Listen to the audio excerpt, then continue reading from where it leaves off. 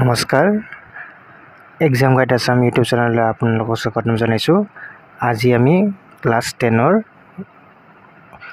দৃষ্টান্তৰ কবিতাটো আমি ষ্টাৰ্ট কৰিম।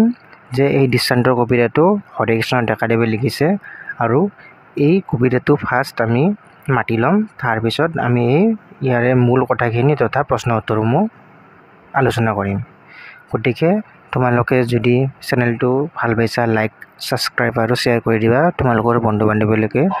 তথা ইয়াতে বহুতো ধৰণৰ ভিডিঅ' দি দেখিম। গতিকে তোমালোকৰ যিবিলাক ধৰা এক্সাম আছে সেইবিলাকৰেও বিভিন্ন ধৰণৰ ভিডিঅ' পাবা। গতিকে তোমালোকে চেনেলটো ডেইলি চেক কৰি থাকিবা বা মই কৈ দিম আগতীয়াকৈ কোনবোৰ মই প্ৰশ্ন উত্তৰ বা কোনবোৰ চেপ্টাৰ বা কোনবিলাক মই এক্সামৰ কাৰণে প্ৰিপাৰেশ্যন কৰিম সেইটো দি দিম। গতিকে তোমালোকে চাই থাকিবা। এতিয়া আমি ষ্টাৰ্ট কৰোঁ। দৃষ্টান্তৰ 25 বছৰ আগতে এই ঠাইতে এজনক লগ পাইছিলোঁ। আলি কেঁকুৰিটো আছিল কেঁচা, সময়টো আছিল গধূলি। তেওঁ নঙলামুখত বিচাৰি ফুৰিছিল নিজৰ ঘৰৰ পদূলি। এটা পঁজাঘৰ, আকাশ ঠেয়াই কেইজোপামান কাকিনী তামোল, ঘৰৰ দাঁতিত আগলি বাঁহৰ নমিত নমস্কাৰ। পূৰ্ণজনৰ লুণ্ঠনত পোহৰতো কুকুৰি কণা মানুহজনে নিজৰ ঘৰ বিচাৰি পোৱা নাছিল। ওচৰত সহায় সাৰথি কেও নাছিল। মই যেতিয়া হাতত ধৰি তেওঁক আগুৱাই দিছিলোঁ, কৈছিল বৰ শান্তিত আছোঁ এই বজাতিত। আজি এই ঠাইতে লগ পালোঁ আৰু এজনক, বৃদ্ধ নিৰ্জদে বয়সৰ চিন নোহোৱা হ'লে মুখত 25 বছৰ আগৰ সাইলাখ সাজ। 7 মহলীয়া ঘৰৰ বাহিৰত তেওঁ ৰৈ আছিল। ওচৰে পাজৰে আন কেইবাটাও অট্টালিকা, এটাতকৈ আনটোৰ ৰূপচৰা। সন্ধ্যা ভগাৰ বহুত পাছতো মানুহ পিয়াপি দি ফুৰিছিল। চশমাৰ তলেৰে সন্দেহেৰে চাই তেওঁ মোক সুধিলে, হেৰা অচিনাকি মানুহজন, তোমাক কি লাগে হে ইয়াত? ভাড়াঘৰ বিচাৰি আহিছা? এই কুবেৰৰ মহলাত ক'ত পাবা আৰু পালেও কি শান্তিত থাকিবা ইয়াত? মৰিলে দাহ কৰিবলৈও এজন মানুহ নাই। জখৰ পোৱালিহঁতে কাক কোনে চাই? এই বুলি কৈ তেওঁ 7 মহলীয়া ঘৰৰ ভিতৰলৈ সোমাই গ'ল। এই কংক্ৰিটৰ হাবিখনত তেওঁক বিচাৰি নাপালোঁ আৰু বৰ অশান্তিৰে উভতি আহিলোঁ। গতিকে ইয়াৰে মূল ভাৱখিনি আৰু তথা ইয়াৰ প্ৰশ্ন উত্তৰসমূহ এতিয়া আলোচনা কৰিম। এতিয়া কি কৈছে, 25 বছৰ আগতে এই ঠাইতে এজনক লগ পাইছিলোঁ। কবিয়ে 25 বছৰ আগতে এখন ঠাইত গৈছিল। সেই ঠাইখনত আলি কেঁকুৰিটো আছিল কেঁচা, ধৰা কেঁচা যিবিলাক ৰাস্তা আছে সেইবিলাক আছিল। সময়টো আছিল গধূলি, কি যে গধূলি সময়ত কবিয়ে এখন ঠাইত গৈছিল য'ত ৰাস্তাবোৰ কেঁচা আছিল। তেওঁ নঙলামুখত বিচাৰি ফুৰিছিল নিজৰ ঘৰৰ পদূলি। কবি এজন মানুহক লগ পাইছিল। সেই মানুহজনে তেওঁ নিজৰ নঙলামুখতে নিজৰ ঘৰৰ ৰাস্তাটো বিচাৰি আছিল। এটা পঁজাঘৰ, আকাশ ঠেয়াই কেইজোপামান কাকিনী তামোল, ঘৰৰ দাঁতিত আগলি বাঁহৰ নমিত নমস্কাৰ। এতিয়া সেই মানুহজনে য'ত আছিল তাৰ সৰু বিৱৰণ দিছে যে এটা পঁজাঘৰ সৰু ঘৰ, আকাশ ঠেয়াই কেইজোপামান কাকিনী তামোল ধৰা ওখ তামোল গছ সেইবিলাক আছিল। তাৰ ঘৰৰ ওচৰতে আছিল বাঁহ, আগলি বাঁহ যিবিলাক আছে তেওঁলোকে আগলি বাঁহ এইবিলাক ভাজ লাগি আছে ধৰা নমস্কাৰৰ ইংগিত লৈ কিনে। পূৰ্ণজনৰ লুণ্ঠনত পোহৰতো কুকুৰিকণা মানুহজনে নিজৰ ঘৰ বিচাৰি পোৱা নাছিল। কবিয়ে যিজন মানুহক লগাইছিল 25 বছৰ তেওঁ আছিল কুকুৰিকণা। গতিকে সম্পূৰ্ণ জোনটো আছিল, তথাপিও তেওঁ সেই জোনৰ পৰত তেওঁ নিজৰ ঘৰৰ ৰাস্তাটো বিচাৰি পোৱা নাছিল। ওচৰত সহায় সাৰথি কেও নাছিল, ধৰা সেই ঠাইখিনিত ওচৰত কোনো নাছিল। মই যেতিয়া হাতত ধৰি তেওঁক আগুৱাই দিছিলোঁ, কৈছিল বৰ শান্তিত আছোঁ এই বজাতিত। যেতিয়া কবিয়ে মানুহজনৰ এনেকৈ নিজৰ ঘৰৰ ৰাস্তাটো বিচাৰি আছিল, গতিকে তেতিয়া কবিয়ে মানুহজনক ঘৰলৈকে আগুৱাই দিছিল আৰু আগুৱাই দিওঁতে কবিয়ে মানুহজনক কৈছে কি যে মই বৰ শান্তিত আছোঁ এই বজাতিত। এতিয়া নেক্সট আছে, আজি এই ঠাইতে লগ পালোঁ আৰু এজনক, বৃদ্ধ নিৰ্জদে বয়সৰ চিন নোহোৱা হ'লে মুখত 25 বছৰ আগৰ সাইলাখ সাজ। কৈছে কি যে কবিয়ে পুনৰ 25 বছৰ পিছত এখন ঠাইত গৈছিল। তাত এজন মানুহক লগ পাইছিল। সেই মানুহজন কবিয়ে 25 বছৰ আগতে লগ পোৱা মানুহজনৰ দৰে ছেম আছিল, খালি অলপ মানুহজন বুঢ়া হৈছিল। 7 মহলীয়া ঘৰৰ বাহিৰত তেওঁ ৰৈ আছিল। ধৰা 7 মহলীয়া ঘৰ কি যে বিল্ডিং।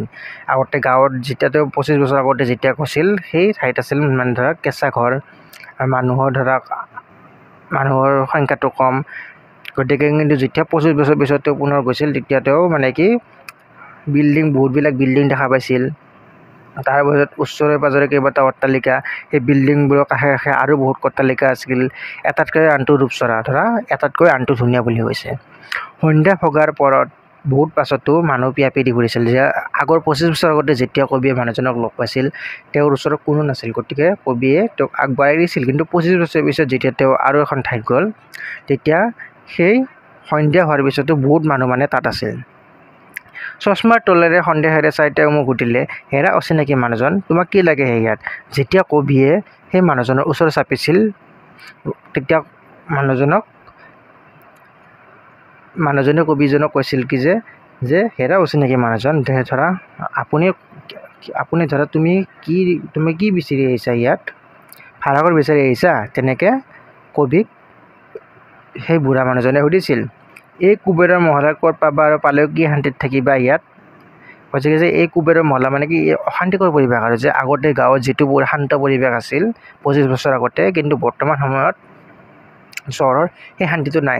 চাৰিওফালে হাল্লা, মানুহে মানুহ চাৰিওফালে, গতিকে শান্তি নাই। গতিকে মৰিলেও দাহ কৰিবলৈ এজন মানুহ নাই। ধৰা যদি কোনোবা এজন মৰিলেও চবেই নিজৰ কামতে বিজি থাকে, কোনেও ধৰা তেওঁক দাহ কৰিবলৈ আগবাঢ়ি নাযায়। জখৰ পোৱালিহঁতে কাক কোনে চায়? জখৰ পোৱালি মানে কি কৈছে কি যে এনেদৰে তেওঁ মানুহজনে মানুহক গালি পাৰিছে যে কোনে কাকো নাচায়, নিজে নিজৰ ঘৰৰ বা নিজৰ কামত মানে ব্যস্ত হৈ থাকে, এনেদৰে কৈছে। এই বুলি কৈ তেওঁ সাতমহলীয়া ঘৰৰ ভিতৰলৈ সোমাই গ'ল। যে এনেদৰে কৈ কেনে মানুহজনে এই যিবিলাক বিল্ডিং আছিল তাৰে ভিতৰত সোমাই গ'ল। এই কংক্ৰিটৰ হাবিখনত তেওঁক বিচাৰি নাপালোঁ আৰু। কংক্ৰিটৰ হাবি মানে কি ধৰা ইটা বালি চিমেণ্টেৰে যিবিলাক মানে ঘৰ বনাই যায় সেইবিলাকক মানে কি কংক্ৰিটৰ হাবি বুলি কৈছে মানুহজনে। আৰু সেনেকৈ কৈ কেনে মই কি শান্তিত থাকিম বুলি কৈ কেনে তেওঁ মানে গুচি গৈছিল। কবিয়ে তেওঁক আৰু ৰিটাৰ্ণ দেখা নাপালে বা ছেকেণ্ডবাৰ গৈ কেনে তাত দেখা নাপালে, বৰ অশান্তিৰে উঠি আহিলে। মানে ধৰা তেওঁক মানে যেতিয়া মানুহজনে এনেদৰে কৈ কেনে ঘৰৰ ভিতৰত সোমাই গ'ল বিল্ডিঙৰ, তেতিয়া কবিজনে মানুহজনক পুনৰ দেখা নাপালে আৰু অশান্তি হৈ মানে ঘূৰি আহিল। এতিয়া প্ৰশ্ন উত্তৰসমূহ আলোচনা কৰিম। এতিয়া আমি দৃষ্টান্তৰ কবিতাটোৰ যিখিনি প্ৰশ্ন উত্তৰ আছে সেইখিনি আমি আলোচনা কৰিম। এতিয়া একৰ উত্তৰটো আছে যে কবিয়ে কিমান বছৰ আগতে মানুহজনক লগ পাইছিল? উত্তৰটো হ'ব কবিয়ে 25 বছৰ আগতে মানুহজনক লগ পাইছিল। খ নম্বৰ উত্তৰটো হ'ব মানুহজনে কিয় নিজৰ ঘৰ বিচাৰি পোৱা নাছিল? মানুহজনে কুকুৰীকণা আছিল কাৰণে সন্ধিয়া পৰত নিজৰ ঘৰ বিচাৰি পোৱা নাছিল। তাৰপিছত গ নম্বৰ উত্তৰ হ'ব মানুহজনে নিজৰ ঘৰৰ পদূলি ক'ত বিচাৰিছিল? মানুহজনে নিজৰ ঘৰৰ পদূলি নিজৰে নঙলা মুখত বিচাৰিছিল। এবাৰ ঘ নম্বৰ উত্তৰ হ'ব মানুহজনৰ ঘৰৰ দাঁতিত কিহে নৈমিত্য নমস্কাৰৰ ভংগীত আছিল? আগুলি বায়ে। ঙ নম্বৰৰ প্ৰশ্নৰ উত্তৰ হ'ব যে কবিয়ে কেনে সময়ত মানুহজনক লগ পাইছিল? গধূলি সময়ত। এতিয়া 2 নম্বৰ কুৱেশ্যন উত্তৰটো কি আছে চাওঁ। কুৱেশ্যনটোত আছে যে সাতমহলীয়া ঘৰৰ বাহিৰত ৰৈ থকা মানুহজনে কবিৰ সৈতে কি কথা পাতিছিল? তোমাৰ নিজৰ কথাৰে লিখা। কবিয়ে যেতিয়া 25 বছৰ পিছত এখন ঠাইলৈ গৈছিল, তাত মানে এজন বুঢ়া মানুহক লগ পাইছিল। তেওঁ সাতমহলীয়া বা বিল্ডিঙৰ ওচৰত আছিল। তেওঁ কি কথা কৈছিল সেইখিনি নিজৰ কথাৰে লিখিব লাগিছে। ইয়াত কৈছে কি যে কবিয়ে যেতিয়া 25 বছৰ পিছত আন এখন ঠাইলৈ গৈছিল, তেতিয়া তেওঁ এজন মানুহক দেখা পাইছিল। সেই মানুহজন আছিল বুঢ়া আছিল আৰু তেওঁ মানে কি নিজৰ ঘৰ মানে কি সাতমহলীয়া ঘৰৰ বাহিৰত ৰৈ আছিল। আৰু মানুহজনে কবিক কৈছে কি যে তুমি ভাড়াঘৰ বিচাৰি আহিছা নেকি?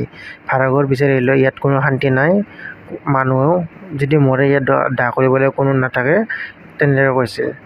তাৰপিছত দৃষ্টান্তৰ কবিতাটোৰ মূল ভাৱটো লিখা। 3 নম্বৰ কুৱেশ্যন। ইয়াতে মই অলৰেডি কৈছোঁ তোমালোকক যে দৃষ্টান্তৰ দুটা শব্দ দৃশ্য যোগ অন্তৰ লগ লাগি আছে, অৰ্থাৎ প্ৰথম দৃশ্য আৰু দ্বিতীয় দৃশ্য। প্ৰথম দৃশ্যত কবিয়ে এটা গাঁৱৰ পৰিৱেশ দেখা পাইছিল, য'ত মানে কি মানুহ কম আছিল।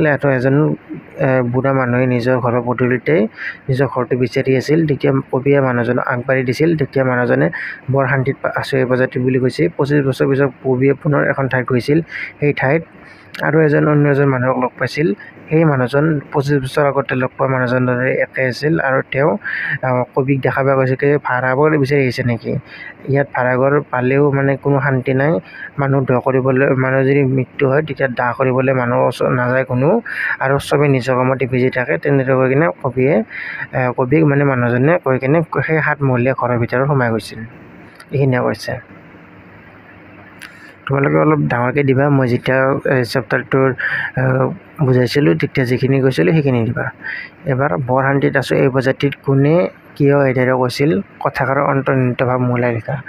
ইয়াতে যিটো আছে এইখিনি যে এই কথাষাৰ কবিয়ে 25 বছৰ আগতে যিজন ব্যক্তিক লগ পাইছিল তেওঁ কৈছিল যে যেতিয়া কবিয়ে মানুহজনক আগবঢ়াই দিছিল দেউতে সেই মানুহজনে কবিক কৈছিল যে সেই মানুহজনে এই প্ৰজাতিত মানে কি ভালদৰে শান্তিত আছিল আৰু তেওঁ মানে কি শান্ত পৰিৱেশত থাকি ভাল পাইছিল। তাৰোপৰি এনেদৰে কৈছিল যে ইয়াৰ কোনো হাল্লা হোল্লা নাই, মই নিজৰ ইচ্ছামতে নিজে আছোঁ, তেনেদৰে কৈ কিনে তেওঁ মানে শান্তিত আছিল।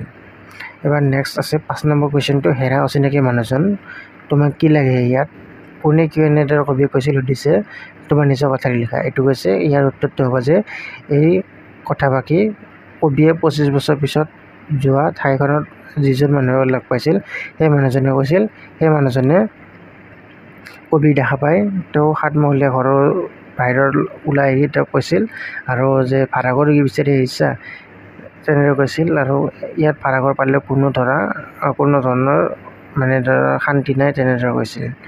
দৃষ্টান্তৰ 6 নম্বৰ কুৱেশ্যনটো আছে, দৃষ্টান্তৰ কবিতাটোৰ কবিয়ে কিদৰে পৰিৱৰ্তিত সামাজিক জীৱনৰ ছবি আঁকিছে, তোমাৰ নিজৰ ভাষাৰে লিখা।